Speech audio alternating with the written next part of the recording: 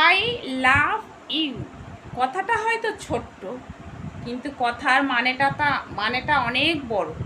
আর কথাটা বললেই হবে না, যাকে তুমি কথাটা বলছো আই লাভ ইউ, তাকে কিন্তু তোমাকে বুঝে শুনেই বলা উচিত তুমি তার সব কিছু দেখভাল করতে পারবে কি না।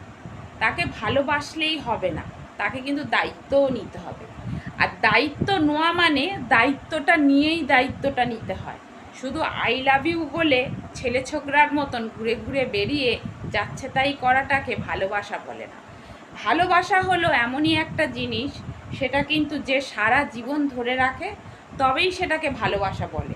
তুমি 2-4 দিন ধরলে তারপরে ছেড়ে দিলে সেটা কিন্তু ভালোবাসা না। তুমি যে ভালোবাসাটা লং টানতে পারবে, সেটাতে স্বয়ং ভগবানও তোমাদের ছাড়তে পারবে না বা ছাড়াতে পারবে না। সেটাই হলো আসল ভালোবাসা। ভালোবাসা যদি হয় এরকমই ভালোবাসা উচিত, নয়তো কিন্তু নয়। ওই আই লাভ ইউ বলে আর তাকে দুদিনের চুট্টাপুটুম করে কোনো লাভ নেই। আই লাভ ইউ যাকে বলবে কথাটার মানেটা বুঝবে, তারপরে বলবে।